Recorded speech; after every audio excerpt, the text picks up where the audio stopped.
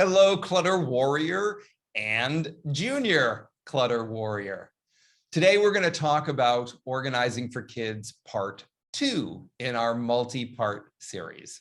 So if you missed the first part, you'll find that in the index of previous episodes. And here we go.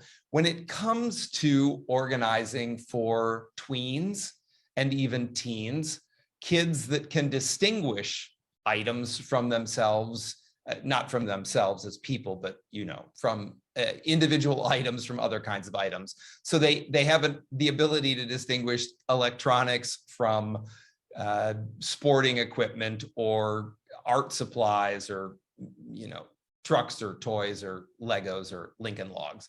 They can start to really grasp like with like as a distinguishing factor as they're starting to put things away.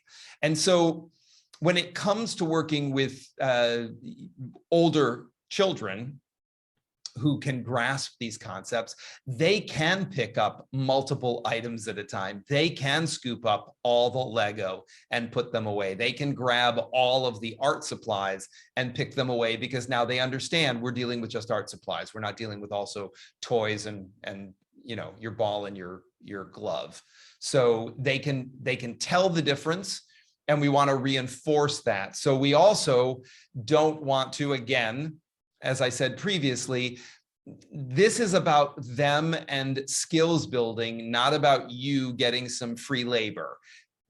When it comes to certain chores around the house, I don't want you to conflate chores, emptying the dishwasher, taking out the trash, with them developing responsibility for their own items in their own domain and starting to fostering that kind of responsibility. Because when they are sharing chores, when they're doing chores, they're taking part in the general operating functionality of the family unit. So they're pulling their own weight in that thing. When they are dealing with their own belongings, they're in their own world. These are the things that you have given to them, that they've earned through their own labors or their allowance or however they got them or through gifts. But these things are theirs alone. So how they manage them is different than it is the same, but it is also different from how they manage things that belong to everybody. And learning that responsibility, and it's another subtle distinction between how they care for things that everybody uses and how they care for things that belong just to them. They might feel like if something happens to things that belong just to them, it doesn't impact anyone else.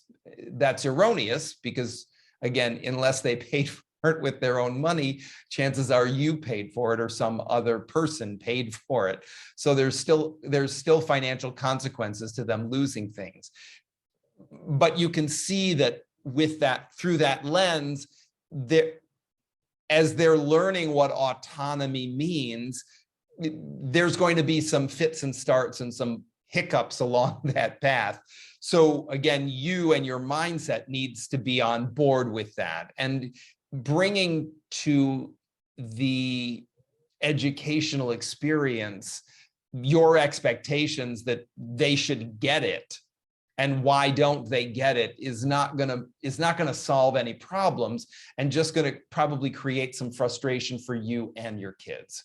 So as we're working with them to develop these habits and these responsibilities for their own things and the consequences for losing things, misplacing things, not putting things back where they belong, we have to factor in what is the impact to you with the consequence and what is the impact for them with the consequence.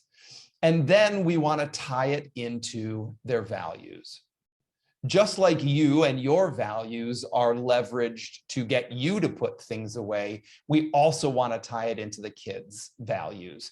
And so if they like playing ball, whether that's soccer or baseball or football or whatever it might be, if they like playing games and they like having their equipment ready when they want to go play the game, there's a tether for you to hook something onto to build that muscle in them of, well, if you want to be able to run out the door and play, when it's time to play, we need to know, where do these things live? And just like with anything else in the house, it helps if they have a stake in picking where that home is. This is another fork in that road for you as an adult. You might want it to be where you want it to be.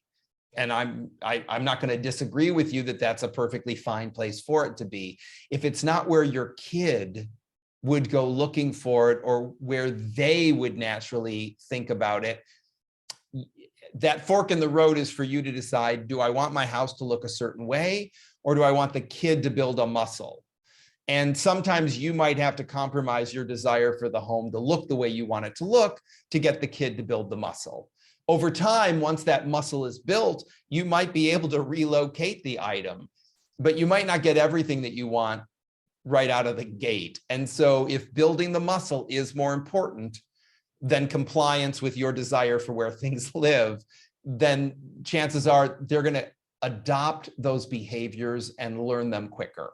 So where would they keep their cleats and their balls? Where would they keep their electronics? Where would they keep their art supplies? Where do they use their art supplies? Where do they use these things? So you can start to draw those dots for them and ask them to connect them. So if you want to take these and run out the door, where would you put them so that you could find them easily?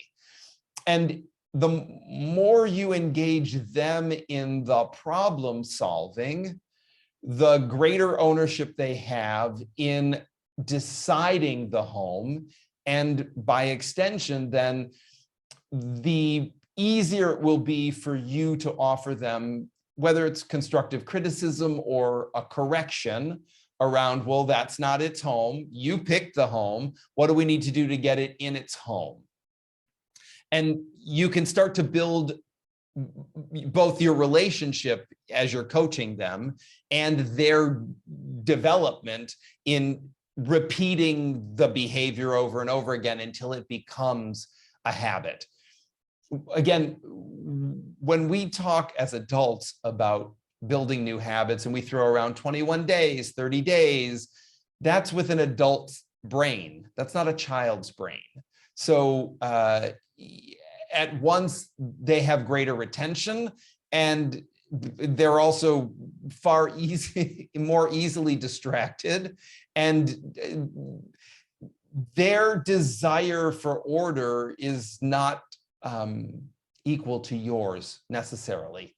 For some kids it will be, but for some kids it won't be. So again, you can't meet their repeated attempts, even if you judge them as failures because they weren't completely successful. You can't meet that with the same expectations that you would for yourself or other adults that you might be living with. So easy does it as we're developing this habit.